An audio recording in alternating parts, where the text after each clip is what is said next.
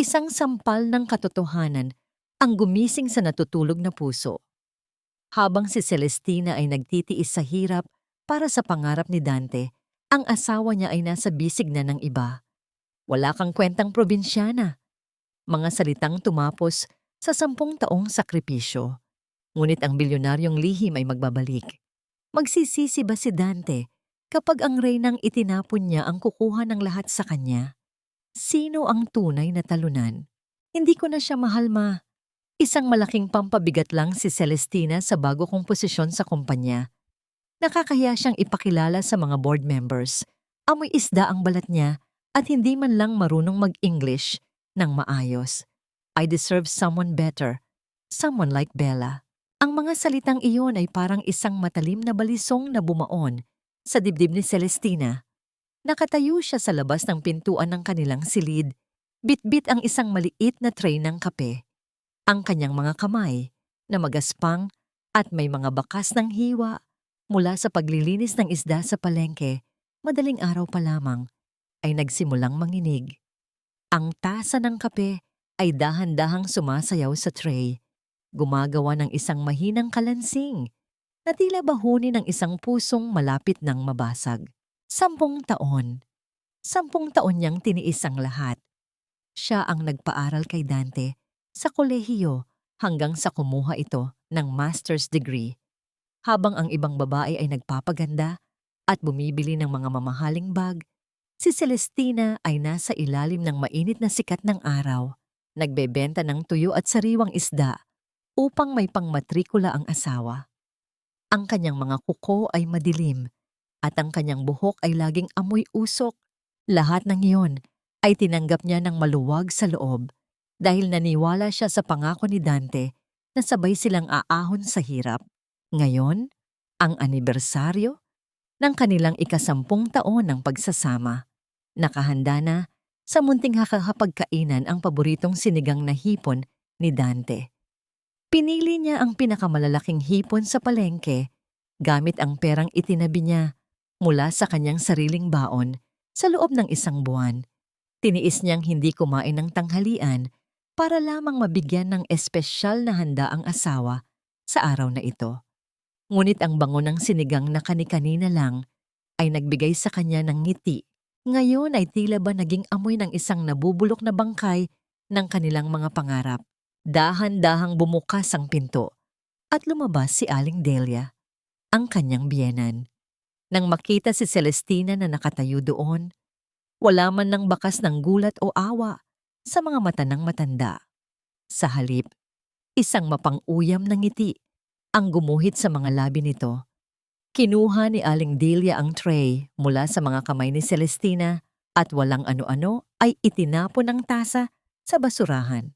Narinig mo naman siguro, hindi ba? Huwag mo nang ipilit ang sarili mo, Celestina. Masyado nang mataas ang lipad ni Dante para sa isang katulad mong galing sa putikan. Kung ako sa'yo, mag-iimpake na ako habang maaga pa. Huwag mo nang hintayin na kaladkarin ka papalabas ng bahay na ito. Pumasok si Dante mula sa loob. Maayos ang suot na barong. Ang kanyang buhok ay makintab at ang kanyang mukha ay puno ng awtoridad. Nang magtagpo ang kanilang mga mata, walang init ng pagmamahal ang nakita ni Celestina. Ang dati-rating mga matang tumitingin sa kanya nang may pasasalamat ay tila ba nakatingin na lamang ngayon sa isang maduming basahan na kailangang itapon. Dante, anibersaryo natin ngayon.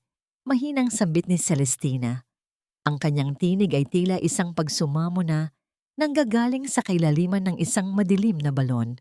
Ang kanyang lalamunan ay nanunuyo at ang bawat salita ay parang isang tinik na humihiwa sa kanyang dila. Hindi sumagot si Dante. Sa halip, inilapag niya ang isang makapal na sobre sa ibabaw ng tray na hawak pa rin ni Aling Delia. Nandyan ang mga papeles para sa annulment. Pinirmahan ko na. May cheque rin dyan para sa mga nagastos mo sa akin noon. Bayad na tayo, Celestina. Huwag mo na akong guguluhin pa.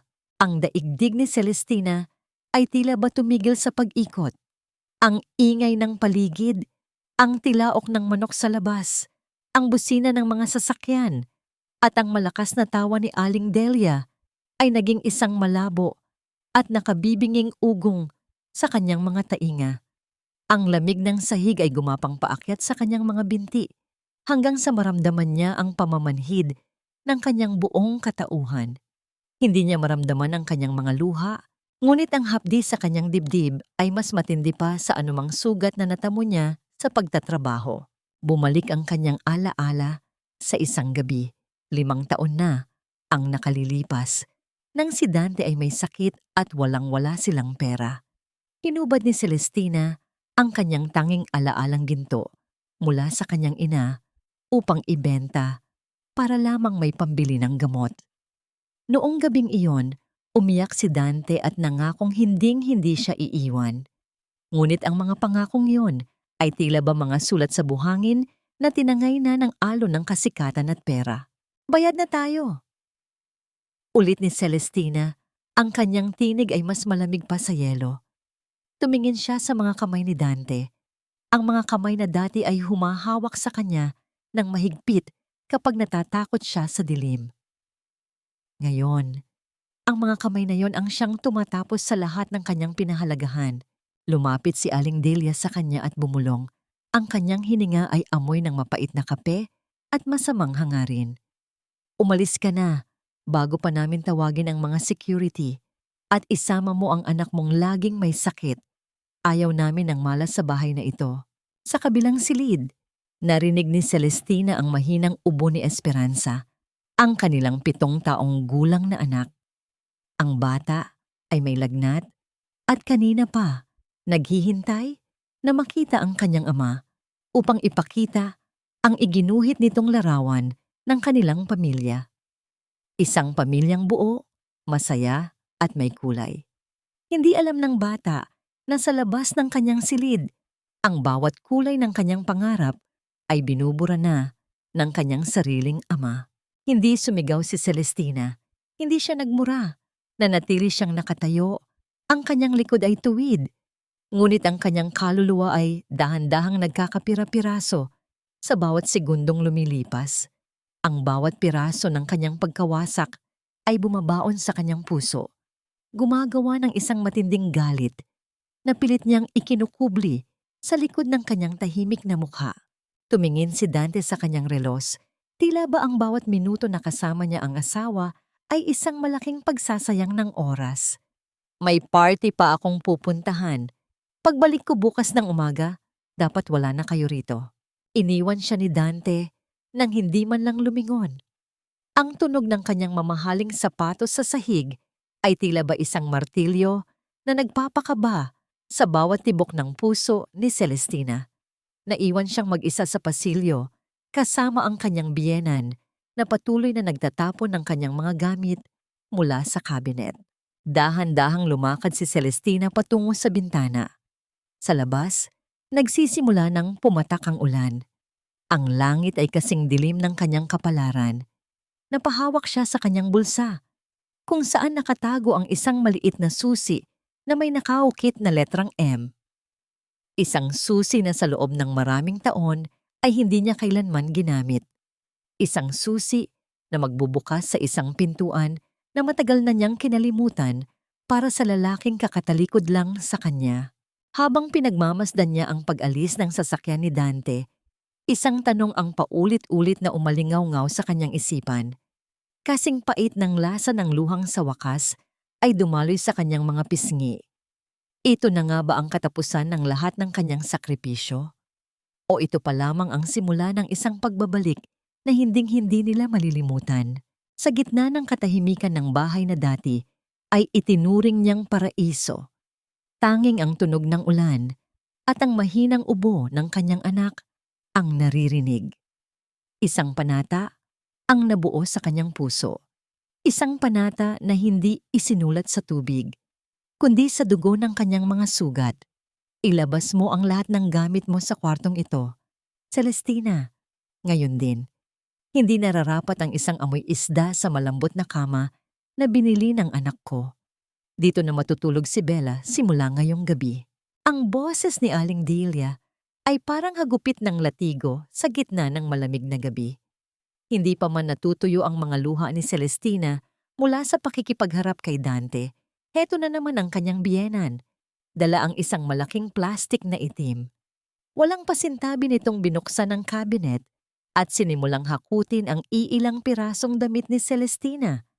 Mga damit na luma, kupas, at karamihan ay galing pa sa ukay-ukay dahil mas pinili niyang ibili ng bagong barong si Dante kaysa sa sarili niyang pangangailangan. Ma, may lagnat po si Esperanza. Parang awa niyo na. Hayaan niyo muna kaming magpalipas ng gabi rito sa loob. Napakalamig po sa labas at malakas ang ulan. Pakiusap ni Celestina. Ang kanyang boses ay nanginginig, hindi dahil sa lamig, kundi dahil sa hapdi ng bawat damit na itinatapon sa sahig.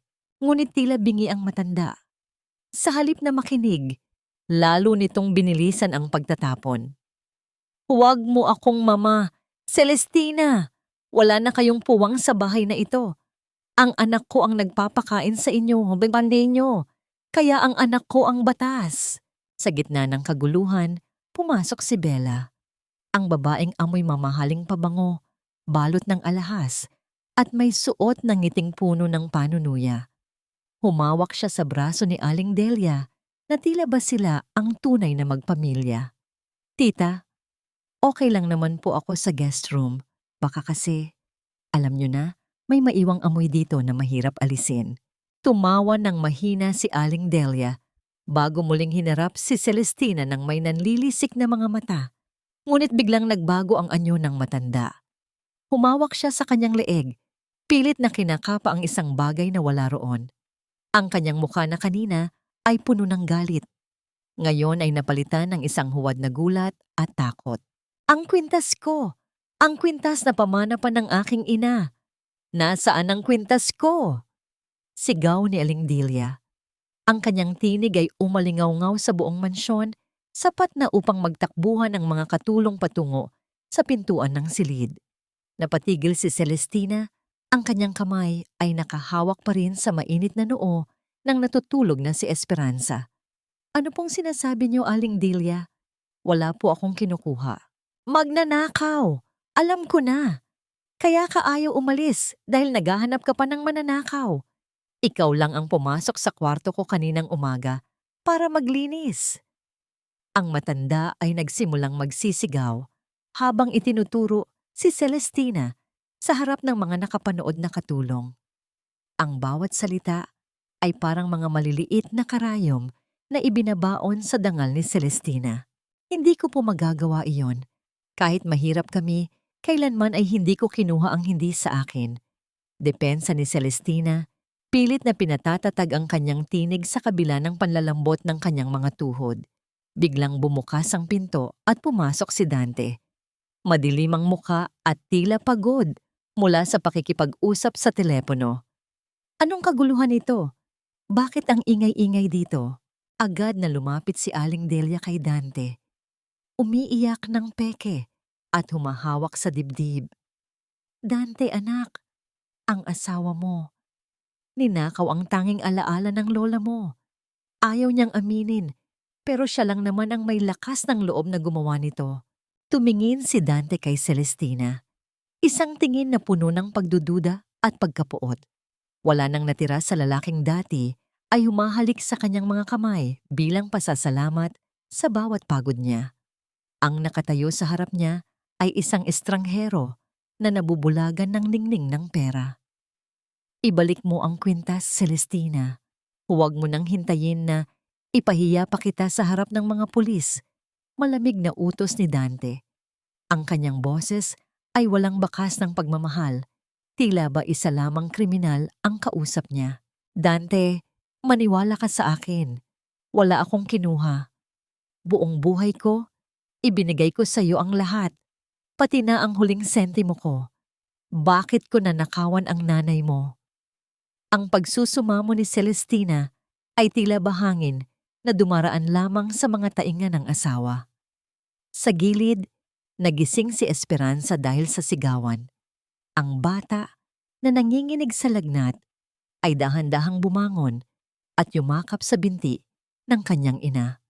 Mama, anong nangyayari? Papa?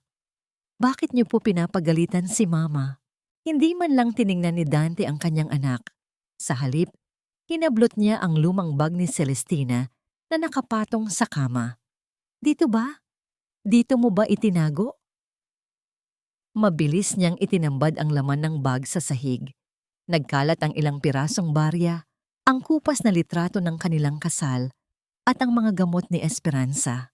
At doon, sa gitna ng mga mumurahing gamit, ay may kumislap na ginto.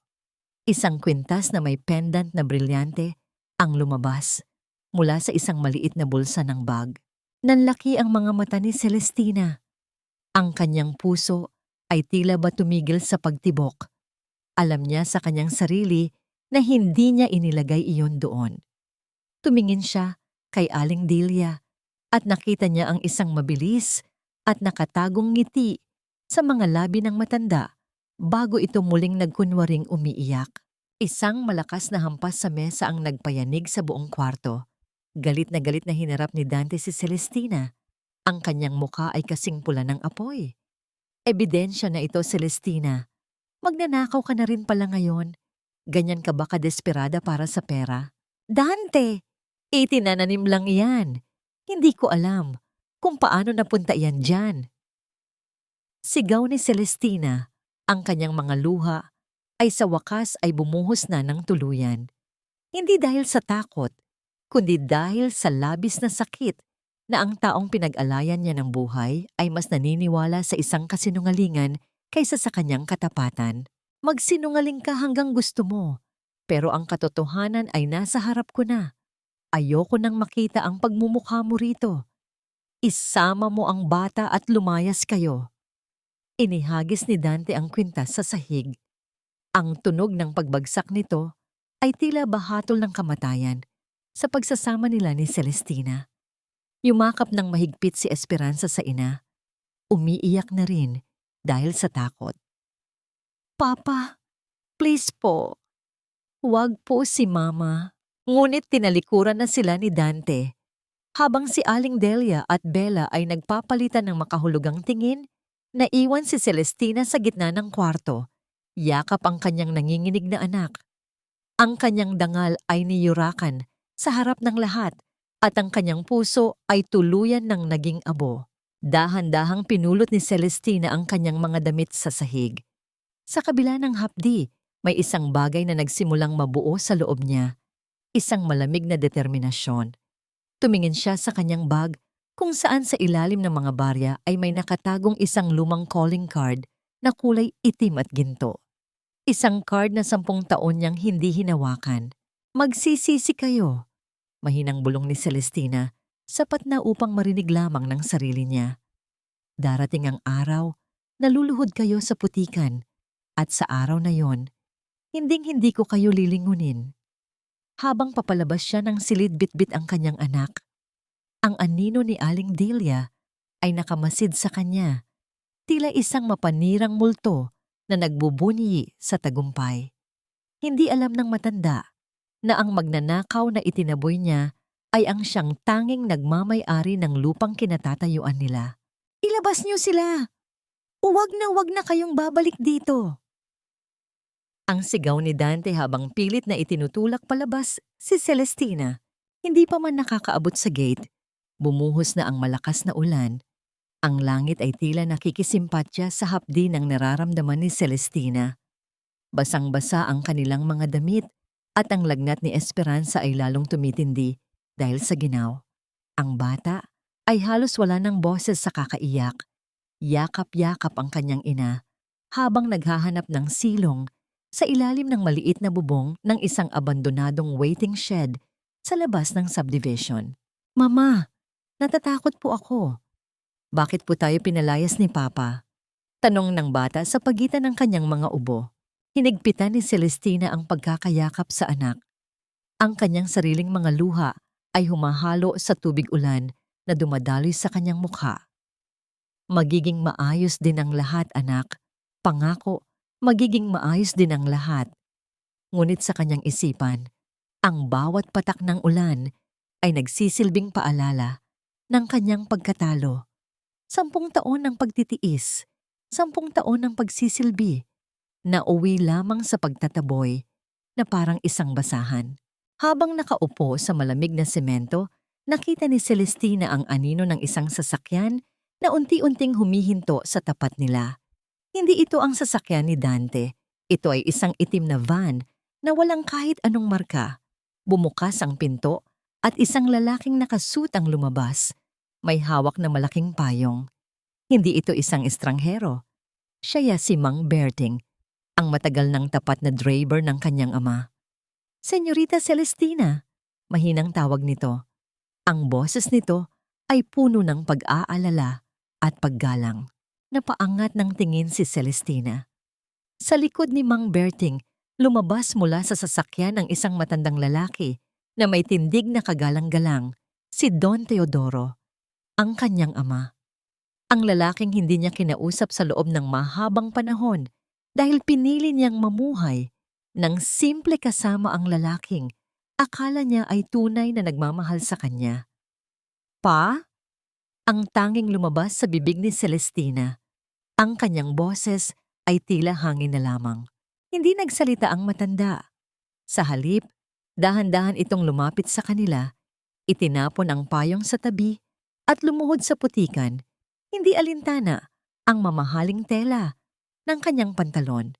Niyakap niya ang kanyang anak at ang apo na hindi niya kailanman nakita ng harapan. Ang amoy ng mamahaling tabako at pabango ng kanyang ama ay bumalot sa kanila. Isang kakaibang ginhawa sa gitna ng matinding trahedya. Patawarin mo ako, anak, bulong ni Don Teodoro. Patawarin mo ako kung hinayaan kitang masaktan ng ganito. Akala ko, ang pagpili sa sarili mong landas ang magbibigay sa iyo ng kaligayahan. Hindi ko inakala na ang lalaking pinili mo ay magiging dahilan ng iyong pagkawasak. Iyak nang iyak si Celestina sa balikat ng ama. Ang lahat ng kaba, ang lahat ng sakit, ang lahat ng pangungutya na tinanggap niya mula kay Aling Delia at Dante ay parang isang bulkan na sumabog sa kanyang dibdib. Sa mga sandaling iyon, ang pagiging probinsyana na laging nilalait ni Dante ay hindi na isang kahihiyan. Ito ay naging simbolo ng kanyang katatagan. Pa, ayoko na. Gusto ko nang bumalik. Gusto ko nang bawiin ang lahat ng kinuha nila sa akin. Hindi lang ang pera, kundi ang dignidad ko. Determinadong sambit ni Celestina habang nakatingin sa direksyon ng mansyon na unti-unting nilalamon ng dilim. Handa ka na bang harapin ang mundo na iniwan mo? Tanong ni Don Teodoro. Dahil kapag ginawa mo ito, wala nang balikan. Ang Celestina na mahina at nagpapakumbaba ay mawawala na. Ang papalit ay ang babaeng susubok sa katatagan ng bawat taong nangapi sa'yo. Tumayo si Celestina. Bit-bit si Esperanza sa kanyang mga bisig. Ang kanyang mga mata, na dati ay puno ng awa at pagmamahal, ngayon ay naglalagablab na sa isang malamig na apoy. Tiningnan niya ang kanyang sarili sa refleksyon ng bintana ng sasakyan. Basa marumi at gutay-gutay ang damit. Ngunit ang tindig niya ay iba na. Hindi na siya ang babaeng nagmamakaawa para sa pagmamahal. Handa na ako pa, sagot niya. Sumakay sila sa sasakyan. Habang humaharurot ang van palayo sa subdivision na yon, isang huling tingin ang ipinukol ni Celestina sa gate ng bahay ni Dante. Nakita niya ang bintana ng silid kung saan siya pinalayas. Nakita niya ang mga ilaw na nakasindi at ang anino ni Dante na tumatawa kasama ang ibang babae. Ang pagbabalik ni Celestina ay hindi magiging tahimik. Ito ay magiging isang bagyo na wawasak sa lahat ng itinayo ni Dante sa ibabaw ng kasinungalingan. At sa bawat kilometrong nilalagpasan nila, ramdam ni Celestina ang paghilom ng mga sugat sa kanyang puso. Napapalitan ng isang pangangailangan para sa katarungan. Hindi pa niya alam ang lahat ng magiging mangyayari. Pero isang bagay ang sigurado. Ang probinsyana na kinaliwaan nila ay hindi na babalik bilang biktima. Siya ay babalik bilang ang taong may hawak ng susi sa kanilang pagkawasak. Isang linggo ang lumipas mula ng gabing iyon, ngunit sa alaala ni Celestina, ang bawat segundo ay tila isang matalim na kutsilyo. Ngayon, nakatayo siya sa loob ng isang pribadong opisina na matatagpuan sa pinakamataas na palapag ng gusaling pagmamay-ari ng kanyang ama. Ang silid ay puno ng mga dokumento at mga report ng operasyon ng kumpanyang kinalakihan ni Dante, ang Primestone. Ang lahat ng puhunan na nagpatakbo sa kumpanyang ito sa nakalipas na 5 taon ay nanggaling sa iyong tiwala. Ang boses ni Don Teodoro ay matigas ngunit puno ng paghanga habang pinagmamasdan ang kanyang anak. Sila ang nagakalang ang mga investor ay mga banyagang bangko. Hindi nila alam na ang bawat pisong pinalago nila ay nanggaling sa bulsa ng babaeng itinapon nila sa putikan. Tumingin si Celestina sa bintanang salamin. Mula sa taas na ito, ang mga tao sa ibaba ay tila mga langgam lamang. Pa, ayaw ko ng gulo. Gusto ko lang na ma-realize nila ang halaga ng bawat sakripisyong hinamak nila. Hindi ko sila gustong sirain ng basta-basta lang. Gusto ko silang makita na bumagsak dahil sa sarili nilang kasakiman. Inilapag ni Celestina ang isang pirasong dokumento sa mesa. Ito ay isang kontrata ng pagbawi. Simulan natin sa pag-freeze ng mga assets. Ang kumpanyang ito ay nagtatrabaho sa ilalim ng ating pondo. Kung bibigla natin silang puputulan ng supply, mapipilitan silang maglabas ng mga ulat na magpapakita ng tunay na kalagayan ng kanilang pananalapi. Habang binabasa ng mga abogado ang mga dokumento, si Celestina naman ay nagtungo sa salamin ng opisina. Ang kanyang imahe ay hindi na ang Celestina na nakilala ng marami. Ang kanyang buhok ay nakaayos ng maigi. Ang kanyang suot ay isang mamahaling puting blazer na nagbibigay sa kanya ng awtoridad na hindi matatawaran. Ngunit sa ilalim ng kanyang mga mata, makikita pa rin ang bakas ng mga gabi ng pag-iyak. Ma'am, handa na po ang lahat. Ang board meeting ng Primestone ay gaganapin sa susunod na araw. Inaasahan nilang ang magpe-present ay ang mga dating fund manager. Wika ng isang tauhan. Hindi. Mabilis na sagot ni Celestina. Ako ang pupunta. Ako ang personal na maghahatid ng balita sa kanila. Samantala, sa opisina ni Dante, ramdam ang tensyon. Hindi na ito ang Dante na masaya sa kanyang promosyon. Ang kanyang mukha ay bakas ng matinding pagod at pagkadismaya. Ang mga stock ng kumpanya ay unti-unting bumababa. Ang mga supplier ay nagrereklamo dahil sa hindi pagbabayad at ang mga investors ay nagsisimula ng magtanong kung nasaan ang kanilang pera. Dante, anong nangyayari? Bakit biglang nag-pull out ang ating main investor? Sigaw ni Aling Delia habang pumapasok sa opisina ng walang katok. Ang matanda ay hindi na kasing garbo ng nakaraang linggo. Ang kanyang mga alahas ay tila nawalan na ng ningning dahil sa takot. Hindi ko alam ma. Hindi ko makontak ang mga representative. Sabi nila, may bagong pamamahala na raw ang Primestone. Sino sila? Sino ang may lakas ng loob na kalabanin tayo? Sagot ni Dante habang pabalibag na tinatapon ang mga papeles sa sahig. Dante, baka naman si Celestina ang may gawa nito? Pabirong tanong ni Bella na kasalukuyang nag-aayos ng kanyang kuko sa sofa. Pero imposibleng mangyari yun. Yung babaeng yun, ang alam lang nun ay magluto ng isda at magtinda sa palengke. Huwag mo siyang isipin. Tumawa si Dante, isang tawang puno ng pangungutya. Tama ka. Imposible. Si Celestina ay walang kakayahang humawak ng kahit 5 piso. Paano pa kaya ang isang kumpanyang milyon-milyon ang halaga? Baka nagkataon lang na nag-aayos ang mga bangko. Hindi nila alam. Sa bawat salitang binitawan nila, ay unti-unti nilang nilalagyan ng piring ang kanilang sariling mga mata.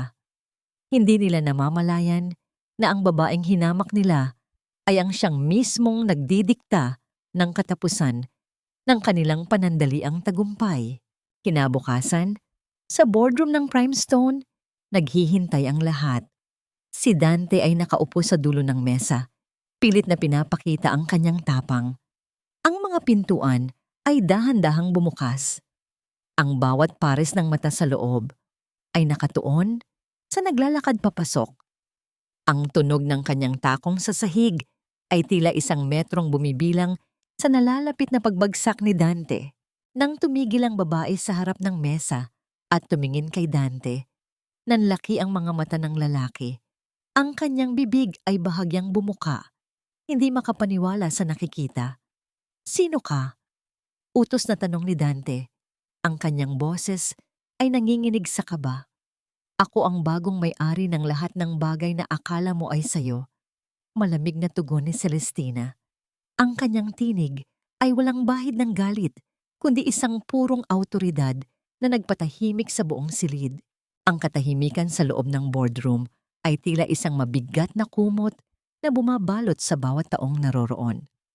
Si Dante, na kanina lang ay mayabang na nakaupo sa dulo ng mesa, ngayon ay nakatayo na. Ang kanyang mga kamay ay mahigpit na nakahawak sa gilid ng upuan, na tila bayon na lamang ang kanyang kinakapitan para hindi matumba. "Celestina?" Nautal na sambit ni Dante. Ang kanyang boses ay hindi na ang mapanlait na boses na narinig ng kanyang asawa noong gabing pinalayas siya. Ngayon, ito ay boses ng isang taong nakakita ng multo. Bahagyang itinuwid ni Celestina ang kanyang suot na blazer. Ang bawat kilos niya ay may dalang pormalidad at lamig na hindi kailanman nakita ni Dante sa kanyang asawa. "Mr. Alcantara, mukhang nakalimutan mo na yata ang protocol sa loob ng isang board meeting. Ma'am o chairman ang itatawag mo sa akin dito." Nagtawanan ng mahina ang ilang mga shareholders, ngunit ang tawa nila ay puno ng respeto para sa bagong pinuno. Si Bella, nakasama ni Dante bilang kanyang assistant, ay nanlaki ang mga mata. Ang kanyang hawak na ballpen ay nahulog sa sahig. Ang babaeng itinuring nilang amoy isda at walang silbi ay nakatayo ngayon sa harap nila bilang ang pinakamakapangyarihang tao sa kumpanya. Anong kalokohan ito? Singal ni Dante. Pilit na ibinabalik ang kanyang nawalang tapang. "Ipinapahiya mo ba ako? Paano ka naging chairman? Anong connection mo sa Primestone?" Huminga ng malalim si Celestina. Hindi siya sumigaw. Hindi siya nagpakita ng emosyon. Sa halip, binuksan niya ang kanyang laptop at ipinakita sa malaking screen ang bawat transaksyon ng kumpanya. "Dante, sa loob ng 5 taon, nagtaka ka ba kung bakit laging may pondong pumapasok sa Primestone kahit na ang mga proyekto mo ay puro palpak? Nagtaka ka ba kung bakit ang mga suppliers ay laging sumusunod sa'yo kahit nahuli ka na sa bayad?" Tanong ni Celestina habang nakatingin ng diretso sa mga mata ni Dante. Hindi nakasagot ang lalaki. "Ang lahat ng pondong yon ay galing sa pag-aari ng aking pamilya. Ako ang nagmamanage ng trust fund na nagpapatakbo sa kumpanyang ito sa likod ng mga curtains. Ang bawat desisyon na ginawa mo, ang bawat promosyon na nakuha mo, ay dahil lamang sa aking pagpapaubaya. Akala mo ay galing mo, pero sa totoo lang, ikaw ay isang puppet na akala mo ay ikaw ang nagpapatakbo ng show." Ang mga salita ni Celestina ay parang mga latay sa balat ni Dante. Ang kanyang mukha ay namutla. Pagkatapos ay naging pula sa matinding galit at kahihiyan. "Hindi totoo yan. Sinungaling ka. Basahin mo ang mga dokumentong nasa harap mo." Utos ni Celestina. Binasa ni Dante ang mga papel. Ang bawat pahina ay naglalaman ng mga ebidensya ng kanyang maling paggamit ng pondo, ang mga bribes na tinanggap niya, at ang mga illegal transactions na ginawa nila ni Aling Delia. Habang binabasa niya ito, ramdam niya ang pag-uga ng lupa sa ilalim ng kanyang mga paa. Ang bawat krimen na akala niya ay naitago niya ng maayos ay nakalantad na ngayon sa harap ng board of directors. Ang mga assets ng kumpanya ay naka-freeze na, dagdag ni Celestina. At simula sa sandaling ito, ikaw ay tanggal na sa iyong posisyon. Ang mga security ay nasa labas na para i-escort ka palabas. "Hindi mo ito pwedeng gawin sa akin. Asawa kita." Sigaw ni Dante, desperadong kumakapit sa huling baraha na mayroon siya. Asawa? Tanong ni Celestina. Sabay labas ng annulment papers na pinirmahan ni Dante noong gabi ng kanilang paghihiwalay. Pinirmahan mo ito, Dante? At legal na itong na-process sa korte. Hindi na tayo mag-asawa. At kung ang tinutukoy mo ay ang ating nakaraan, tapos na yon. Ang Celestina na nagsakripisyo para sa'yo ay namatay na noong gabing itinaboy mo kami sa ulan. Tumalikod si Celestina at tumingin sa labas ng bintana. Hindi niya gustong makita ang pagbagsak ng lalaking minahal niya. Ayaw niyang makita ang kahinaan nito. Ngunit ramdam niya ang pagkilos ng mga security na lumapit na kay Dante. Dante, isa na lang ang masasabi ko sa'yo. Bulong niya nang hindi man lang lumingon. Ang tunay na yaman ay hindi nasusukat sa posisyon o sa dami ng alahas. Nasusukat ito sa katapatan ng taong nasa tabi mo. Pero pinili mong itapon ang pinakamahalagang kayamanan mo para sa mga pekeng kumikislap. Habang kaladkad palabas si Dante, narinig niya ang boses ni Aling Delia sa labas ng boardroom, nagsisisigaw at nagwawala. Tinatawag ang pangalan ni Dante at sinisisi ang lahat sa mga tao sa paligid. Ang ingay na yon ay tila isang sirang plaka na nagpapaalala sa lahat ng kanilang kayabangan. Naiwan si Celestina sa loob ng boardroom. Ang bawat mata sa loob ay nakatingin sa kanya nang may halong paghanga at pagkilala sa kanyang lakas. Ngunit sa kanyang puso, may isang bahagi pa rin ang humahapdi. Hindi dahil sa pagkawala ni Dante, kundi dahil sa pag-aaksaya ng 10 taon sa isang taong hindi naman pala marunong lumingon sa pinanggalingan. Umupo si Celestina sa upuan ng chairman. Ang upuan na dati ay pinangarap niyang maibigay kay Dante. Ngayon, siya na ang nakaupo roon. Let's start the meeting, sabi niya sa malamig at tiyak na boses habang nilalakad ni Dante ang pasilyo patungo sa elevator. Hawak ang kanyang mga gamit sa isang karton. Ramdam niya ang bawat tingin ng mga empleyadong dati ay yumuyukod sa kanya. Ang mga ngiting mapang-uyam at ang mga bulong-bulungang hindi man sinasadya ay tumatama sa kanyang pagkatao na parang mga batong ipinupukol. Wala na ang kanyang barong na nakatupi ng maayos, wala na ang kanyang kumpiyansa. Ang tanging naiwan ay ang kanyang mga paang nanginginig sa kahihiyan. Paglabas niya ng gusali, sinalubong siya ng malakas na sigaw ni Aling Delia, na kasalukuyan ng pinalalayas ng mga gwardya sa lobby. Dante, anong nangyari? Bakit nila tayo pinapalayas? Sabihin mo sa kanila na anak kita. Sabihin mo na dapat ay tayo ang masusunod dito. Sigaw ng matanda. Ang kanyang buhok ay gusot na at ang kanyang damit ay punit-punit sa pakikipagbuno sa mga security. Ma, tama na. Singal ni Dante. Ang kanyang boses ay puno ng pagkadismaya. Wala na tayo. Wala na tayong kumpanya. Si Celestina, siya ang may-ari ng lahat. Napanganga si Aling Delia. Ang kanyang muka ay biglang namutla. Tila ba may humablot sa kanyang hininga. Imposible! Ang babaeng yun. Ang babaeng yun na kinukutya ko araw-araw. Hindi maaari. Nagnakaw siya. Siguradong ninakaw niya ang perang yan. Lumapit si Bella. Dala-dala ang kanyang sariling bag. Dante, kung wala na tayong kumpanya, wala na rin tayong pera. I'm sorry, but I can't stay with a man who has nothing. Sa isang iglap, tumalikod ang babae at sumakay sa isang taxi. Iniwan ang mag-ina sa gitna ng sidewalk. Si Aling Delia ay napaupo sa semento, humahagulhol na parang bata. Paano na ang ating bahay? Paano na ang ating mga mamahaling gamit? Tumingin si Dante sa langit. Hindi na ito umuulan, ngunit ang sikat ng araw ay tila ba masyadong maliwanag, masyadong masakit sa mata. Naalala niya ang mga araw na si Celestina ay maagang gumigising para ipaghanda siya ng kape. Naalala niya ang pagod sa mga mata ng kanyang asawa tuwing gabi. Pero sa kabila noon, ang tanging nakikita niya ay ang ngiti nito. Noon, akala niya ay dahil iyon sa pagmamahal. Ngayon, naiintindihan na niya, ang ngiti ni Celestina ay hindi dahil sa pagiging sunod-sunuran, kundi dahil sa pag-asa na ang lalaking pinili niya ay karapat-dapat. Pinatay natin siya, Ma! Bulong ni Dante. Pinatay natin ang taong pinakamahal ang ating halaga. Samantala, sa loob ng opisina, tahimik na nagmamasid si Celestina sa bintana habang pinagmamasdan ang pag-alis ng 2 taong sumira sa kanyang buhay. Walang saya sa kanyang mga mata, tanging kapayapaan na lamang.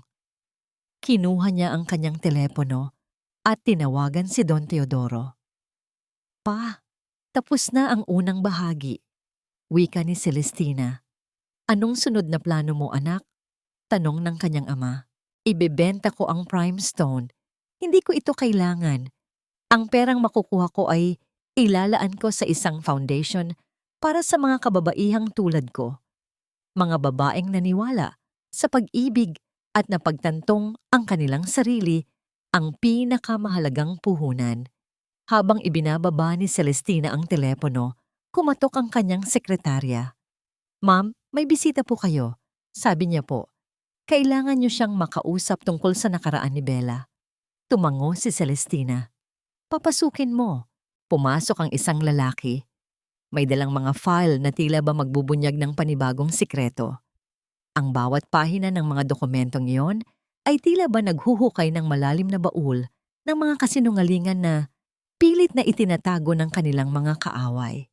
Ma'am, may ebidensya po ako na si Bella at ang dati nating accountant ay matagal nang nagpaplano na nakawin ang pondo ng kumpanya. Bukod pa sa ginawa nilang pagtatanim ng ebidensya laban sa inyo noon, wika ng bisita. Napangiti si Celestina. Isang ngiting matamis ngunit nakakatakot. Ang hustisya ay hindi lamang pagpapalayas sa kanila. Ito ay ang pagtiyak na ang bawat pagkakamaling ginawa nila ay may kaukulang kabayaran. Ihanda mo ang lahat ng ebidensya. Ipapasa natin ito sa mga awtoridad. Hindi lang sila basta mawawala ng trabaho, sabi ni Celestina. Dapat nilang maranasan ang bigat ng bawat kasinungalingang itinanim nila. Sa kabila ng tagumpay, may isang puwang pa rin sa puso ni Celestina. Hindi niya man ito aminin. Ang sakit ng pagtataksil ay hindi madaling maghilom. Ngunit sa pagtingin niya sa bintana, nakita niya ang isang batang babae na naglalakad sa kalsada, may hawak na bulaklak. Naalala niya si Esperanza. Para sa'yo ito, anak, bulong niya. Upang hindi mo na maranasan ang sakit na naramdaman ko. Ang bawat araw na lumipas ay tila isang malupit na sumpa para kay Dante. Mula sa pagiging isang CEO na kinatatakutan at iginagalang, siya ngayon ay isa na lamang anino ng kanyang nakaraan. Sila ng kanyang ina ay napilitang lumipat sa isang maliit at madilim na paupahan sa isang masikip na eskinita sa Tondo, kung saan ang ingay ng mga sasakyan at ang amoy ng kanal ang nagsisilbi nilang pang-araw-araw na kasama. Si Aling Delia, na dati ay nagrereklamo sa kalidad ng kanyang mga alahas, ay napilitan ngayong magtrabaho bilang tagahugas ng plato sa isang karinderya. Ang kanyang mga kamay na dati ay puro lotion at alahas, ngayon ay puno na ng paltos at sugat mula sa sabon at mainit na tubig. Ang bawat paghugas niya ng plato ay sinasabayan ng kanyang mga sumpa at pag-iyak. Sisihin ang mundo sa kanyang sinapit, ngunit hindi man lang sumasagi sa kanyang isipan na ang lahat ng ito ay bunga ng sarili niyang katakawan. Isang hapon, habang naglalakad si Dante pauwi, galing sa kanyang bagong trabaho bilang kargador sa palengke, napahinto siya sa tapat ng isang mamahaling restaurant. Sa loob, nakita niya ang isang pamilyar na anino, si Celestina. Nakangiti ito habang kausap ang isang kliyente. Ang kanyang suot na simpleng kulay asul na dress ay nagbibigay sa kanya ng isang uri ng ganda na hindi kailangan ng anumang mamahaling alahas. Kitang-kita ni Dante ang kintab ng kanyang mga mata, isang kintab na matagal na niyang hindi nakikita. Sa tabi nito ay si Esperanza, na ngayon ay mukhang malusog at masaya. Kumakain ng ice cream habang nagbabasa ng libro. Ang dibdib ni Dante ay parang pinipiga. Gusto sana niyang lumapit, gusto niyang lumuhod at humingi ng tawad. Ngunit ang bawat hakbang niya ay tila pinipigilan ng isang hindi nakikitang pader. Alam niyang wala na siyang karapatan. Ang lalaking dati ay nagmamay-ari ng lahat ay wala na ngayon, at ang babaeng kanyang tinapakan ay nasa tuktok na ng kanyang tagumpay. Biglang lumabas si Celestina mula sa restaurant. Nakita siya ni Dante. Sa ilang sandali, nagtagpo ang kanilang mga paningin. Walang galit sa mga mata ni Celestina, wala ring awa. Ang nakita ni Dante sa mga mata ng kanyang dating asawa ay ang kawalan ng pakialam. Para kay Celestina, siya ay isa na lamang estranghero na nagkataong nagdaan sa kanyang landas. Tinalikuran siya ni Celestina at sumakay sa isang eleganteng sasakyan. Iniwan si Dante na nakatayo sa gitna ng sidewalk. Ang kanyang pawis ay humahalo sa dumi ng kalsada. "Dante! Ano pang tinatayo-tayo mo riyan? Halika na! Magtrabaho ka pa!" Sigaw ng kanyang boss mula sa malayo. Napayuko na lamang si Dante. Ang bawat hakbang niya pauwi ay tila isang paglakad patungo sa isang buhay na hindi niya kailanman inakalang hahantungan. Nang makarating siya sa kanilang paupahan, naabutan niya si Aling Delia na naghihintay sa labas, basang-basa ng pawis at pagod. "Dante, may dumating na sulat. Galing sa korte." Wika ng matanda, nanginginig ang mga kamay. Binuksan ni Dante ang sulat. Ito ay ang subpina para sa kasong isinampa ni Celestina laban sa kanila at kay Bella tungkol sa panlilinlang sa kumpanya at sa pagtatanim ng ebidensya.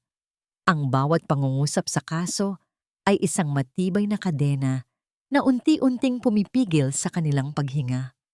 "Makukulong tayo, ma," bulong ni Dante.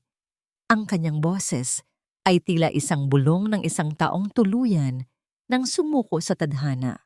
Sa loob ng silid, naupo si Dante sa sahig. Kinuha niya ang isang lumang litrato, ang kanilang litrato, noong araw ng kanilang kasal. Sa litratong yon, si Celestina ay nakatingin sa kanya nang may labis na pagmamahal. Ngayon, ang litratong yon ay kupas na, parang ang kanilang pagsasama. Sana hindi ko ginawa ang lahat ng yon, ani Dante sa sarili. Ngunit alam niyang huli na ang lahat. Ang bawat desisyong kanyang ginawa ay nagbunga na, at ang anihan ay hindi na mapipigilan pa. Sa labas, ang gabi ay unti-unting lumalalim. Tila ba ang dilim ay bumabalot sa kanilang buhay. Walang ilaw, walang pag-asa, at walang bukas na naghihintay kundi ang rehas na bakal na magiging tahanan nila sa mga darating na taon. Ang araw ng pagdinig sa kaso ay dumating, kasing lamig ng hangin sa loob ng korte. Ang silid ay puno ng tensyon, bawat kalansing ng mga dokumento at bawat pagtapak ng mga sapatos sa sahig ay tila isang paghuhusga. Si Celestina, na nakaupo sa panig ng mga nagsasakdal, ay nakasuot ng simpleng itim na ternong nagpapakita ng kanyang profesionalismo at katatagan. Sa kabilang panig, nakaupo sina Dante at Aling Delia na ngayon ay mukhang matatanda na ng 10 taon dahil sa bigat ng kanilang pinapasan. Nang tawagin ang pangalan ni Bella bilang testigo, ang mga mata ng lahat ay natuon sa pintuan. Pumasok si Bella, hindi na ang babaeng mayabang na dati ay naglalakad ng mataas ang noo. Siya ay nakayuko. Ang kanyang mga mata ay pilit na umiiwas sa bawat paningin. Nang tumayo siya sa saksi, unti-unti niyang inilantad ang lahat ng kasinungalingan, ang pakikipagsabwatan kay Aling Delia, ang pagtatanim ng kwintas, at ang unti-unting pagbawas sa pondo ng Primestone. Ginawa ko ang lahat ng yon dahil inutusan ako ni Dante at ng kanyang ina. Wika ni Bella, ang kanyang boses ay nanginginig ngunit puno ng katotohanan. Sila ang nagbigay ng pondo, sila ang nagplano, at sila ang nagdikta sa bawat hakbang ko upang mapatalsik si Celestina. Napapikit si Dante. Ang bawat salita ni Bella ay parang latay ng isang bakal na tumatama sa kanyang budhi. Sa gitna ng korte, naramdaman ni Dante ang matinding kahihiyan. Hindi na lamang ito tungkol sa pera o posisyon. Ito ay tungkol sa pagkasira ng kanyang pagkatao sa harap ng publiko. Tumingin siya kay Celestina na tahimik lamang na nakikinig. Walang galit sa mukha ng babae, kundi isang uri ng awa na mas matindi pa sa anumang insulto. Dante Alcantara at Delia. Alcantara, mayroon ba kayong nais sabihin sa harap ng hukuman? Tanong ng hukom. Tumayo si Dante. Ang kanyang binti ay nanginginig. Sa harap ng napakaraming tao, lalo na sa harap ni Celestina, naglakas loob siyang magsalita. Wala na po akong idedepensa. Ang lahat ng sinabi ni Bella ay totoo. Kami ang may sala. Kami ang nabulag ng kasakiman. Napahagulgol si Aling Delia. Dante, huwag. Huwag kang umamin. Maghanap ka ng paraan. Sigaw ng matanda. Ngunit huli na ang lahat. Ang pag-amin ni Dante ay parang isang pader na tuluyang gumuho. Ang desisyon ay mabilis na ibinaba. Dahil sa dami ng ebidensya at sa pag-amin ng mga akusado, ang hatol ay naging malinaw.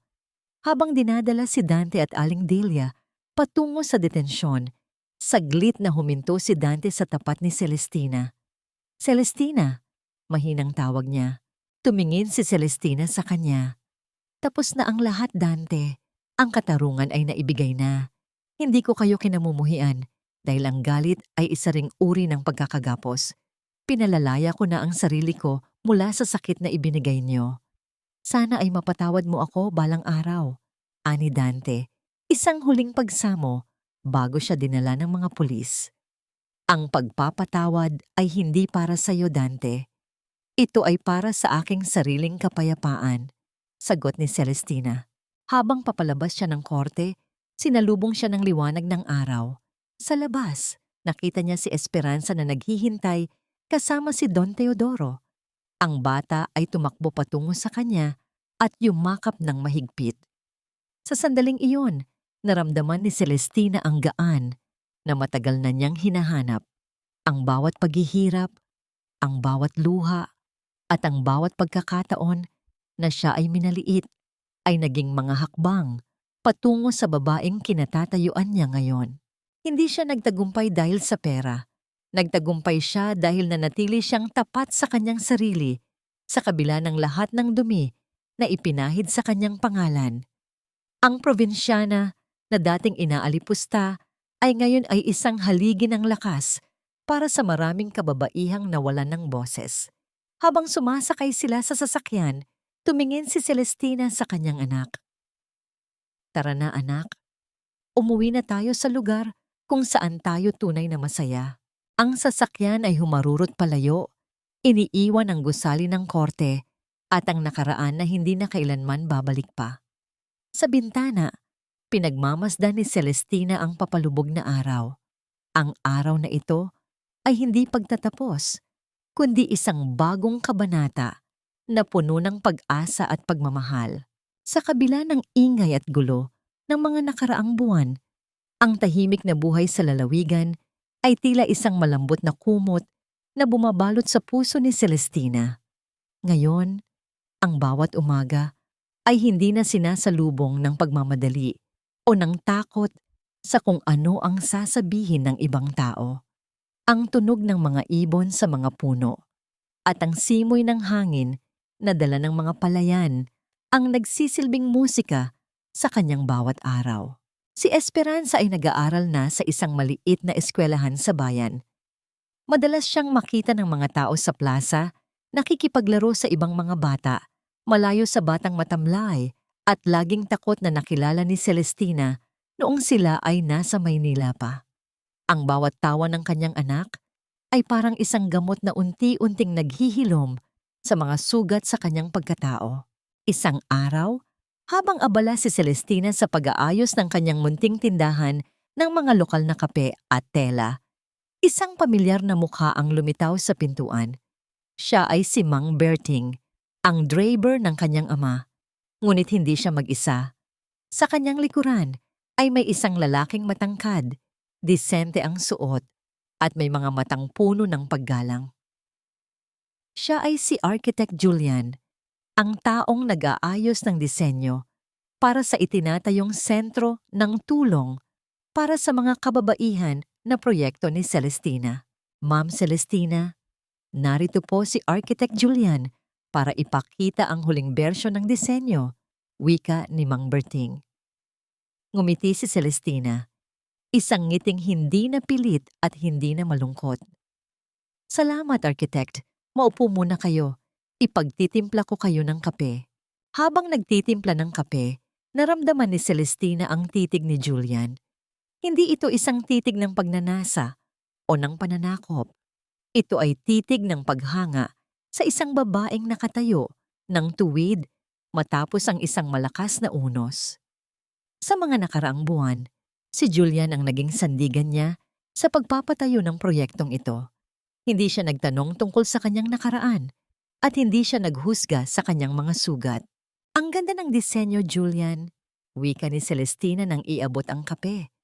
Ramdam ko na magiging ligtas na santuwaryo ito para sa mga kababaihang nangangailangan ng pagkakataong magsimulang muli. Tumitig si Julian sa kanya. Ang kanyang mga mata ay tila nagtatago ng isang malalim na damdamin. Ang santuwaryong ito ay sumasalamin sa kung sino ang nagtayo nito. Celestina, matatag, mapagkalinga, at hindi matitinag ng anumang bagyo. Naramdaman ni Celestina ang bahagyang pagbilis ng tibok ng kanyang puso. Ito ay isang pakiramdam na matagal na niyang kinalimutan. Ang pakiramdam na ikaw ay tinitignan hindi bilang isang probinsyana o bilang isang asawa, kundi bilang isang babaeng may sariling halaga at kinabukasan. Julian, salamat sa paniniwala mo sa akin. Mahinang sambit ni Celestina. Hindi lang ako naniniwala sa proyekto mo, Celestina. Sagot ni Julian ng may katapatan. Naniniwala ako sa kakayahan mong magmahal muli. Hindi kailangang magmadali.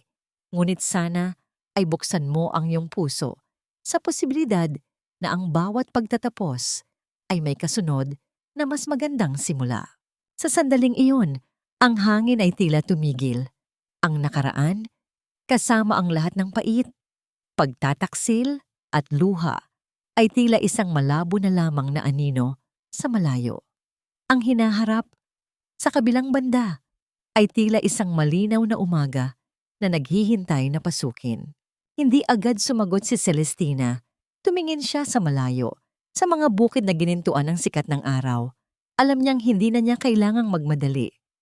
Ang pag-ibig ay hindi na isang obligasyon o isang gawaing kailangang tuparin. Ito ay isang regalo na dumarating sa tamang panahon. Siguro nga, sagot niya sa wakas, may kasamang pag-asa sa kanyang tinig.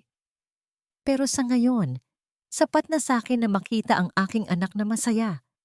At ang makita ang mga babaeng tinutulungan natin na mahanap ang kanilang sariling lakas.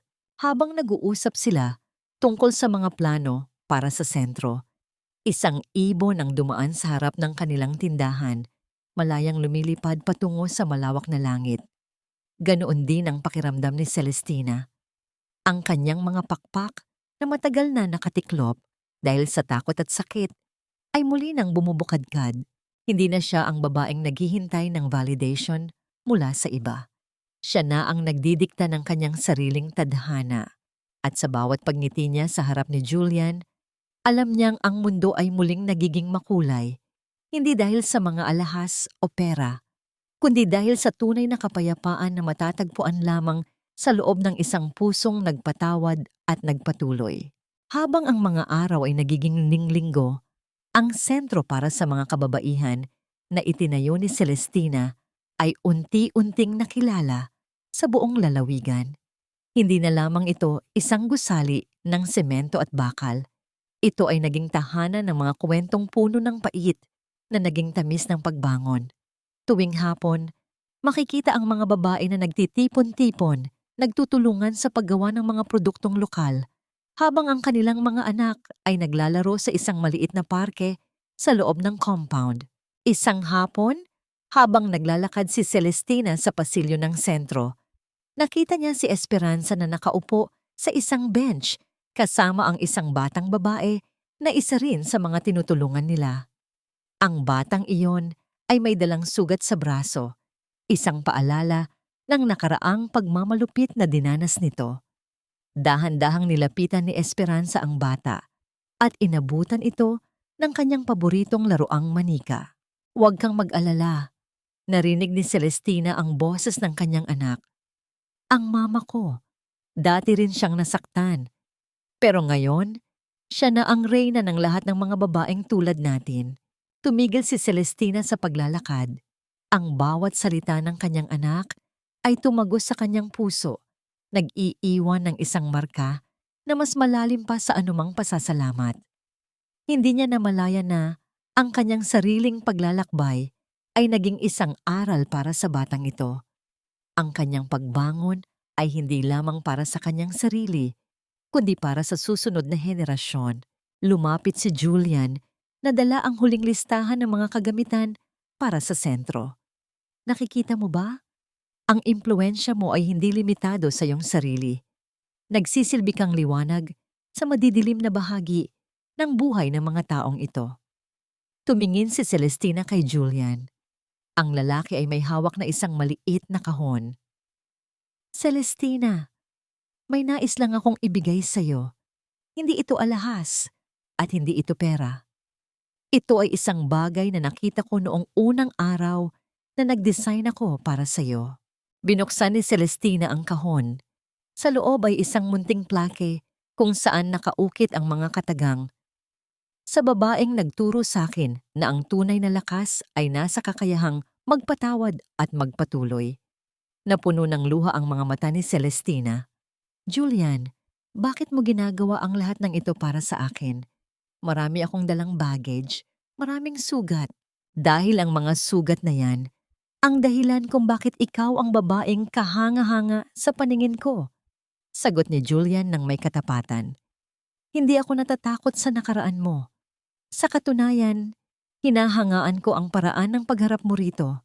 Gusto kong maging bahagi ng iyong kinabukasan kung papayagan mo ako." Sa sandaling iyon, ang paligid ay tila nagbago. Ang ingay ng mga bata ay naging mas malambing sa pandinig. Ang amoy ng kape sa hangin ay naging masariwa. Para kay Celestina, ang mundo ay hindi na isang lugar ng pakikipaglaban. Ito ay isang lugar kung saan siya ay malayang mahalin at maging maligaya. "Julian," mahinang sambit niya, humahakbang palapit sa lalaki. "Hindi ko akalain na makakaramdam pa ako ng ganito. Pagkatapos ng lahat ng nangyari, akala ko ay nakasara na ang pintuan ng puso ko." "Ang pintuan ng puso mo ay hindi nakasara," wika ni Julian. Unti-unting hinahawakan ang kamay ni Celestina. Naghihintay lamang ito ng tamang tao na may sapat na pagtitimpi at pagmamahal para kumatok. Ang kanilang mga kamay ay nagtagpo. Isang haplos na puno ng pag-asa at respeto. Walang pagmamadali, walang pangangailangan na magpakitang gilas. Ang pagkakaunawaan nila ay binuo sa mga pundasyon ng katapatan at pagtitiwala sa bawat isa. Habang pinagmamasdan nila ang paglubog ng araw, ramdam ni Celestina ang isang katahimikang hindi niya naramdaman noong siya ay nasa Maynila pa. Doon, ang yaman ay nakikita sa mga mamahaling gamit. Dito, ang yaman ay nakikita sa bawat ngiti ng mga babaeng natutulungang magtagumpay, sa bawat tawa ng kanyang anak, at sa pagkakataong muling magmahal ng walang pag-aalinlangan. Ang bimat kwanuhuang ay hindi na isang sikreto ng kapangyarihan o yaman. Ito ay ang sikreto ng isang pusong natutong magpatawad, isang pusong natutong maging malaya, at higit sa lahat, isang pusong natutong muling tumibok hindi para sa pera, kundi para sa tunay na kaligayahan. Habang nagpapatuloy ang mapayapang buhay ni Celestina sa probinsya, isang balita ang yumanig sa tahimik nilang mundo. Mula sa loob ng piitan, nakatanggap si Celestina ng isang liham, hindi galing kay Dante, kundi galing sa tagapangasiwa ng bilangguan. Si Aling Delia, ang babaeng walang humpay sa pagpapahirap sa kanya, ay kasalukuyang nasa kritikal na kondisyon dahil sa isang malalang sakit sa puso. "Senyorita, Nais po kayong makausap ng matanda bago siya bawian ng buhay. Ang mensahe sa sulat. Hindi nagdalawang isip si Celestina. Sa kabila ng lahat ng kasamaang ginawa ng matanda, alam niyang ang paghihiganti ay hindi kailanman magiging lunas sa anumang sugat. Kasama si Julian, nagtungo sila sa ospital na pinagdalhan kay Aling Delia. Pagpasok nila sa kwarto, bumungad ang isang matandang tila ba naging abo na lamang sa sobrang payat at hapo. Ang boses nito ay pabulong na lamang, kasing hina ng tuyong dahon na nalalaglag sa lupa. Celestina, ang tawag nito, puno ng panginginig. Naparito ka. Umupo si Celestina sa tabi ng kama. Hindi siya nagsalita. Hinayaan niyang ang matanda ang maglabas ng lahat ng nasa loob nito. Ang mga mata ni Aling Delia ay puno ng pagsisisi na matagal nang nabaon sa ilalim ng kanyang kayabangan. Patawarin mo ako. Patuloy ng matanda. Lahat ng ginawa ko, ang paninirang puri, ang pagtataboy sa inyo, ginawa ko dahil sa aking pag-aakalang ang pera ang magdadala ng kapayapaan. Ngunit ngayon, sa harap ng kamatayan, wala akong nakikita kundi ang aking mga pagkakamali. Ang sarili kong anak ay itinuring akong hadlang sa kanyang ambisyon. Ngunit ikaw na hinamak ko, ang siyang narito ngayon. Hinawakan ni Celestina ang malamig na kamay ng kanyang biyenan. Aling Delia, pinatawad ko na kayo noon pa man. Hindi para sa inyo, kundi para hindi na lumaki ang puot sa aking puso. Ang nakaraan ay hindi na mababago, ngunit ang kapayapaan, sa huling sandali ng inyong buhay, ay maaari pa nating makuha. Humagulgol ang matanda. Ang mga luha nito ay nagmistulang ulan na naghuhugas sa kanyang maduming nakaraan. Sa bawat paghinga nito na unti-unting humihina, ramdam ni Celestina ang pagpapakawala sa huling tanikala ng kanyang pagkakatali sa sakit na idinulot ng mga alkantara.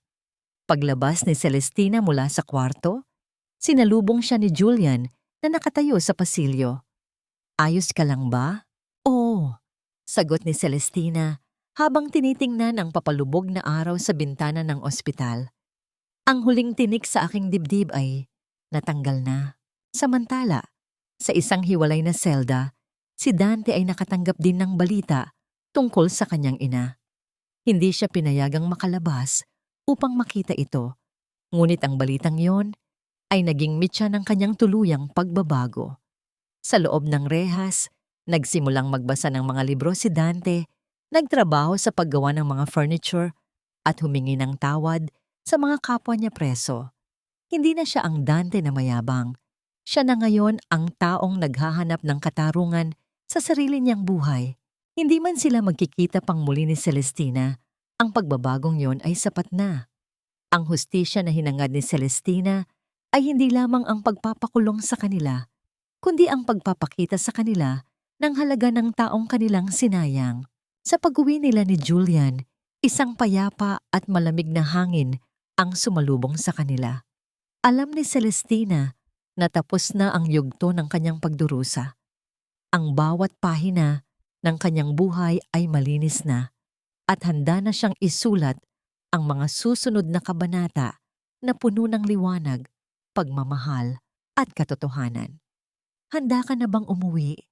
Tanong ni Julian. Oo, tugon ni Celestina habang hinahawakan ng mahigpit ang kamay ni Julian. Umuwi na tayo sa tahanang tunay na naghihintay. Ang mga buwan ay mabilis na lumipas at ang sentro para sa mga kababaihan na itinatag ni Celestina ay naging isang buhay na patotoo sa kanyang pagbangon. Hindi na ito isang simpleng proyekto. Ito ay naging isang komunidad kung saan ang bawat babaeng biktima ng pang-aabuso ay natututong tumayo sa sariling mga paa. Isang umaga, habang nag-aayos ng mga dokumento sa kanyang opisina sa loob ng sentro, isang liham ang dumating. Hindi ito galing sa korte at hindi rin galing sa ospital. Ito ay isang sulat na walang pangalan ang nagpadala, ngunit ang sulat kamay ay pamilyar. Binuksan ito ni Celestina. Ang liham ay galing kay Dante, mula sa loob ng bilangguan. Celestina, alam ko na wala na akong karapatang humingi ng tawad, ngunit nais ko lang ipaalam sa iyo ang aking pagbabago. Nakatapos na ako ng pag-aaral sa loob ng piitan at nakakatulong na ako sa pagtuturo sa aking mga kapwa bilanggo. Hindi ko na binalikan ang lalaking dati ay puno ng kasakiman. Ang tanging nagbibigay sa akin ng lakas sa bawat araw ay ang alaala ng iyong kabutihan na hinamak ko noon. Salamat, Celestina. Dahil sa pagbitaw mo sa akin, doon ko muling natagpuan ang pagkataong matagal kong isinantabi habang hinahabol ang kapangyarihan at pera. Hindi napigilan ni Celestina ang pagtulo ng isang solong luha. Hindi ito luha ng pait, kundi ng pagtanggap. Tinupin niya ang liham at inilagay sa loob ng isang kahon kung saan nakatago ang mga alaala ng kanyang nakaraan. Hindi na niya kailangang sumagot. Ang pagbabago ni Dante ay hindi na para sa kanya, kundi para sa sarili nitong kaluluwa. Paglabas ni Celestina ng opisina, sinalubong siya ni Julian na may hawak na isang munting bulaklak na pinitas sa hardin ng sentro. "Handa ka na ba?" tanong ni Julian. Ngayong araw ang ika-10 taon ng pag-aayos natin sa buhay ng mga babaeng ito. Gusto ko sanang magdiwang tayo ng simple. Tumango si Celestina. "Julian, salamat sa hindi pagbitaw sa akin nung mga panahong ako mismo ay gustong bumitaw." Naglakad sila patungo sa maliit na parke sa loob ng compound kung saan naghihintay ang mga babaeng tinutulungan nila, kasama ang kanilang mga anak. Nakita ni Celestina si Esperanza na ngayon ay masigla at nakikipaglaro. Ang bata ay tumakbo patungo sa kanya at yumakap sa kanyang binti. "Mama, look! Ang ganda ng bulaklak na tanim natin!" Masayang sigaw ng bata. Tumingin si Celestina sa paligid. Ang mga mukha ng mga babaeng naroon ay hindi na nakayuko. Ang mga mata nila ay nagniningning na sa pag-asa. Ang kanilang mga kamay, na dati ay ginagamit sa paglilinis ng mga bahay ng iba, ngayon ay abala sa paghabi ng sarili nilang kinabukasan. "Julian," bulong ni Celestina habang pinagmamasdan ang lahat. "Akala ko noon ang pagiging reyna ay ang pagkakaroon ng lahat. Ngayon ko lang napagtanto, ang pagiging tunay na reyna ay ang pagbibigay ng pagkakataon sa iba na maging reyna rin ng kanilang sariling buhay." Dahan-dahang lumapit si Julian at inakbayan si Celestina. Ang init ng kanyang bisig ay nagbigay ng isang pakiramdam ng seguridad na hindi kayang bayaran ng kahit anong yaman. Sa ilalim ng malawak na asul na langit, ramdam ni Celestina ang kabuuan ng kanyang pagkatao. Hindi na siya ang babaeng probinsyana na kailangang magpa-impress sa iba.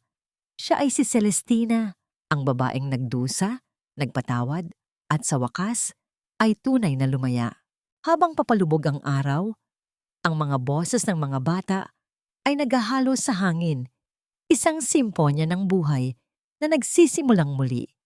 Ang bawat kasinungalingan, ang bawat pagtataksil, at ang bawat sakit ng nakaraan ay naging mga ladrilyo lamang na nagpatibay sa pundasyon ng kanyang kasalukuyan. Hindi na niya kailangang lumingon. Ang kinabukasan ay nakaharap na sa kanya at sa bawat paghakbang niya kasama si Julian at si Esperanza, alam niyang ang kabanatang ito ay hindi na matatapos ng may pait, kundi sa isang matamis na simula na tatagal habang buhay. Sa loob ng sentro, hindi lang basta trabaho ang nagaganap. May mga klase sa pagluluto, pagtatahi, at pagpaplano ng negosyo. Ngunit sa isang sulok ng gusali, may isang silid na tahimik. Iyon ang silid kung saan nakatago ang mga talaarawan ng mga babaeng dumating sa kanila nang wasak ang puso. Kinuha ni Celestina ang isang lumang kwaderno. Dito niya isinulat ang mga aral na natutunan niya mula nang iwan siya ni Dante hanggang sa marating niya ang kapayapaan. Ang paghihiganti ay hindi kailanman nagbibigay ng tunay na ginhawa. Pagbabasa niya sa sariling sulat. Ang tunay na pagganti ay ang pagiging matagumpay at masaya sa kabila ng lahat ng sakit na ipinadama sa iyo. Habang binabasa ito, pumasok si Esperanza. Bitbit ang isang lumang litrato. Ang litratong pinunit ni Dante noong gabing pinalayas sila. Pilit itong idinikit ni Esperanza gamit ang tape, bagamat hindi na ito perpekto. Mama, bakit po natin itinatago ito kahit sira na? Tanong ng bata. Lumuhod si Celestina upang magpantay ang kanilang mga mukha. Itinatago natin ito, hindi dahil gusto nating balikan ang nakaraan, kundi dahil ito ang patunay na kahit gaano kasira ang isang bagay, maaari pa rin itong buuin. Pero ang pinakaimportante, Esperanza, ay ang pagtanggap na hindi na ito babalik sa dati. At okay lang iyon, dahil ang bagong buhay natin ay mas makulay at mas totoo. Kinagabihan, nagkaroon ng isang simpleng hapunan ng komunidad. Ang amoy ng nilutong pagkain ay humahalo sa simoy ng gabi. Walang marangyang dekorasyon, ngunit puno ng tawa ang paligid. Si Julian ay nakaupo sa tabi ni Celestina, nakikipagkwentuhan sa mga byuda at mga babaeng nagsisimulang muli. Habang pinagmamasdan ni Celestina ang lahat, isang mainit na damdamin ang bumalot sa kanya. Wala na ang takot na baka mawala ang lahat. Wala na ang pangangailangang magpatunay sa sinuman. Ang tanging naroon ay pasasalamat. Celestina, tawag ni Julian sa gitna ng tawanan. Tumayo siya at inabot ang kamay ni Celestina. Sa harap ng mga taong ito na naging saksi sa iyong pagbangon, nais kong sabihin na ang paghanga ko sa iyo ay lumalalim sa bawat araw.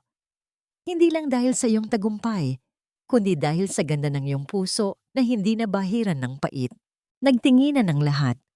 Ang ilan ay pumapalakpak, ang iba ay napaluha dahil sa tuwa. Para kay Celestina, ito na ang pinakamataas na uri ng tagumpay. Hindi ang maging mayaman, kundi ang maging karapat-dapat sa pagmamahal ng isang taong tunay na nakakakilala sa kanyang kaluluwa. Hindi ko akalain na darating ang araw na ito, bulong ni Celestina habang nangingilid ang luha. Ang bawat kabanata na dumaan ay kailangan para marating natin ang kabanatang ito, sagot ni Julian. Habang nagpapatuloy ang kasiyahan, tumingin si Celestina sa bituin sa langit.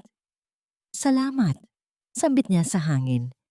Salamat sa sakit na nagturo sa akin ng direksyon at salamat sa pag-ibig na naghatid sa akin sa tahanan. Ang gabi ay natapos ng may kapayapaan. Ang bawat tao ay umuwi sa kanilang mga tahanan na may dalang pag-asa. Si Celestina, sa huling pagkakataon, bago siya matulog, ay tumingin sa salamin. Ang babaeng nakita niya ay hindi na ang probinsyana na kailangang magtago sa dilim. Siya ay isang babaeng puno ng liwanag, handang harapin ang anumang bukas na darating. Isang malaking pagdiriwang ang ginanap sa sentro, ang pagtatapos ng unang batch ng mga kababaihang sumailalim sa pagsasanay sa pangkabuhayan. Ang bawat isa sa kanila ay may hawak na sertipiko, ngunit higit pa roon, bawat isa sa kanila ay may hawak na bagong pananaw sa buhay. Ang dating mga babaeng nanginginig sa takot dahil sa banta ng kanilang mga asawa, ngayon ay nakatayo ng matuwid, handang humarap sa mundo. Si Celestina, bilang tagapagtatag, ay tumayo sa harap ng entablado. Ang kanyang tinig ay hindi na nanginginig gaya noong unang araw niyang nagsalita sa harap ng mga tao. Ito ay malinaw, puno ng awtoridad, at puno ng malasakit. Hindi ko ito ginawa para patunayan sa mundo na ako ay matalino o mayaman. Panimula niya habang nakatingin sa mga babaeng nagtagumpay. Ginawa ko ito dahil alam ko ang pakiramdam na mawalan ng boses. Alam ko ang pakiramdam na ang iyong tanging halaga ay nakadepende lamang sa kung paano ka tinitingnan ng iba. Ngunit ngayon, patunay tayo na ang tunay na reyna ay hindi ang babaeng may korona, kundi ang babaeng may tapang na bumangon mula sa pagkakalugmok. Isang masigabong palakpakan ang umalingaw-ngaw sa buong bulwagan. Nakita ni Celestina sa mga mata ng mga dumalo ang tunay na kahulugan ng kanyang sakripisyo. Hindi ito tungkol sa paghihiganti kay Dante, kundi tungkol sa pagtatanim ng mga binhi ng pag-asa na mamumunga sa mga susunod na henerasyon. Pagkatapos ng seremonya, nilapitan siya ng isa sa mga abogado na humawak sa kaso ni Dante. Ma'am Celestina, may mensahe po galing sa bilangguan. Ang parole board ay naglabas ng desisyon dahil sa magandang asal ni Dante at sa kanyang pagbabago at dahil na rin sa iyong walang pagtutol, maaari na siyang palayain ng mas maaga sa inaasahan. Natigilan si Celestina. Ito ang sandali na matagal na niyang pinag-isipan. Ang paglaya ni Dante ay ang huling ugnay niya sa nakaraang gusto na niyang tuluyang ibaon. Ano ang gagawin mo? Tanong ni Julian na nasa tabi niya, humahawak sa kanyang baywang. Hahayaan ko siya, sagot ni Celestina. Ang kalayaan niya ay hindi na magiging banta sa akin dahil ang kalayaang meron ako ngayon ay hindi nakadepende sa kung nasaan siya, kundi sa kung ano ang nasa loob ng aking puso. Nang gabing iyon, habang nag-aayos si Celestina ng kanyang mga gamit, natagpuan niya ang isang lumang litrato ni Esperanza noong siya ay sanggol pa lamang. Napangiti siya. Ang anak niya ay lumalaking matalino at mabait, hindi apektado ng pait ng nakaraan. Mama, paglaki ko po, gusto ko ring tulungan ang mga babaeng kailangang iligtas. Ani Esperanza habang nakasandal sa kanyang balikat. Yumakap si Celestina sa anak. At gagawin mo yan, anak. Dahil ang lakas na nakikita mo sa akin ngayon ay hindi lang sa akin. Ito ay nasa dugo mo rin. Habang nakatingin siya sa buwan na nagniningning sa labas, naramdaman ni Celestina ang gaan ng bawat desisyong ginawa niya. Ang lahat ng hirap, ang lahat ng pagtalikod ng mga tao sa kanya, at ang lahat ng hapdi. Lahat ng iyon ay nagdala sa kanya sa lugar na ito. Isang lugar ng kapayapaan, pagmamahal, at katotohanan. Ang Bimat Kwanuhuang ay hindi na isang misteryo. Ito ay isang katotohanan na ang tunay na kapangyarihan ay hindi matatagpuan sa pananakop, kundi sa pagpapalaya. At sa bawat paghinga niya, alam niyang sa wakas, siya ay tunay na, ganap na malaya. Isang maaliwalas na umaga sa probinsya, ang simoy ng hangin ay amoy ng mga bagong aning palay. Ngunit sa araw na ito, ang katahimikan ay may kaunting tensyon. Ang araw ng paglaya ni Dante ay dumating na. Sa labas ng gate ng sentro, nakatayo si Celestina. Hindi siya nagtago, hindi rin siya nagpakita ng pananakot. Siya ay nakatayo lamang roon kasama si Julian at ang kanyang anak na si Esperanza. Sa di kalayuan, dahan-dahang lumabas ang isang lalaking payat, nakasuot ng simpleng damit. Ang mukha ay bakas ang mga taon ng pagsisisi at pagdurusa. Si Dante. Nang makita niya si Celestina, napahinto siya. Ang lalaking dati ay puno ng yabang ay ngayon ay tila ba isang tuyong sanga na handang mabali sa ihip ng hangin. Hindi niya inaasahang makikita ang babaeng kanyang sinaktan sa mismong labas ng gate. Dahan-dahang lumapit si Dante, ang kanyang mga mata ay nangingilid sa luha. Hindi siya humingi ng tawad sa pamamagitan ng malalakas na salita. Lumuhod siya sa harap ni Celestina, hindi dahil sa utos, kundi dahil sa matinding pagkilala sa kanyang mga pagkakamali. Celestina, ang kanyang boses ay garalgal. Hindi ako narito upang bawiin ang nakaraan. Alam kong wala na ako sa buhay mo. Narito lang ako para magpasalamat. Dahil sa iyong hustisya, nakita ko ang sarili kong kamalian. Hindi ako karapat-dapat sa iyong kapatawaran. Pero gusto ko lang malaman mo na ang pagbabagong ito ay totoo. Tumingin si Celestina kay Dante. Sa loob ng mahabang panahon, ang lalaking ito ang sentro ng kanyang sakit. Ngunit sa sandaling ito, ang nararamdaman niya ay hindi na puot. Ito ay isang uri ng pagpapakawala. Ang bawat pagkakamali ni Dante ay naging bahagi na lamang ng kanyang kasaysayan, hindi na ng kanyang kinabukasan. Ang nakaraan ay nakabaon na, Dante. Wika ni Celestina ng may hinahon. Ang pagpapatawad na hinihingi mo ay hindi na kailangan dahil matagal na kitang pinatawad sa aking sarili. Ituloy mo ang buhay mo. Huwag mo nang hintayin ang pagtingin ng iba. Hanapin mo ang kapayapaan sa sarili mong gawa. Tumayo si Dante, nagpunas ng luha at tumingin sa anak na si Esperanza. Ngumiti ang bata, isang ngiting walang bahid ng puot. Ito ang pinakamabigat na parusa para kay Dante. Ang makita ang pagmamahal na kanyang sinayang at ang kaligayahan na hindi na kailanman magiging bahagi ng kanyang buhay. Tumalikod si Dante at naglakad palayo. Hindi na siya lumingon. Sa bawat hakbang niya, unti-unti siyang nagiging maliit sa paningin ni Celestina hanggang sa tuluyan na siyang lamunin ng abot tanaw. Tapos na, bulong ni Julian habang inaalalayan si Celestina sa kanyang balikat. Oo, sagot ni Celestina. Tapos na ang lahat. Pagtalikod nila upang bumalik sa loob ng sentro, ang araw ay sumikat ng mas maliwanag kaysa dati. Ang mga babaeng tinutulungan nila ay naghihintay sa loob, handang magsimula ng bagong araw. Ang bawat isa sa kanila ay patunay na ang sakit ay hindi katapusan, kundi ang simula ng isang mas matatag na pundasyon.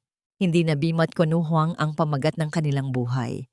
Ito ay ang kwento ng isang babaeng nagmahal, nasaktan, at natutong maging reyna ng kanyang sariling kaligayahan. Walang lihim na kailangang itago, walang kailangang patunayan. Ang natira na lamang ay ang katotohanang sila ay malaya. Sila ay buo, at sila ay nagmamahal ng tapat. Sa huling pagtingin ni Celestina sa gate, nakita niya ang isang batang ibon na nagsisimulang lumipad mula sa kanyang pugad. Ito ang huling hudyat ng kanyang paglaya. Ang langit ay malawak, at ang bawat direksyong kanyang tatahakin ay puno ng liwanag at pag-asa. Lumipas ang 5 taon. Ang sentro para sa mga kababaihan na itinayo ni Celestina ay isa na ngayong kinikilalang institusyon sa buong bansa. Hindi lamang ito nagbibigay ng tulong pinansyal, kundi nagbibigay din ng boses sa mga babaeng matagal na pinatahimik ng lipunan. Sa isang maliit at tahimik na hardin sa loob ng sentro, makikita si Celestina na nakaupo sa isang wooden bench, abala sa pagbabasa ng isang libro. Ang kanyang mga kamay, na dati ay magaspang dahil sa pagtitinda sa palengke, ay ngayon ay malambot at maayos. Ngunit nananatili ang tibay ng loob na nakuha niya sa mga taon ng paghihirap. Lumapit si Julian, may dalang 2 tasa ng mainit na kape. Umupo siya sa tabi ni Celestina at magkayakap silang tumingin sa mga bata na naglalaro sa damuhan. Si Esperanza ay dalaga na, matangkad at puno ng tiwala sa sarili, habang tumutulong sa pagtuturo sa mga mas batang paslit sa sentro. Minsan, iniisip ko kung ang lahat ng ito ay isang panaginip lamang, bulong ni Celestina habang humihigop ng kape. Dati, ang tanging pangarap ko lang ay ang maging masaya sa piling ng lalaking akala ko ay mahal ako. Ngayon, higit pa sa inaasahan ko ang ibinigay ng tadhana. Hinawakan ni Julian ang kanyang kamay. Hindi ito swerte, Celestina. Ito ay bunga ng iyong katatagan. Pinili mong magpatawad at pinili mong magpatuloy. Iyan ang tunay na lihim ng iyong tagumpay.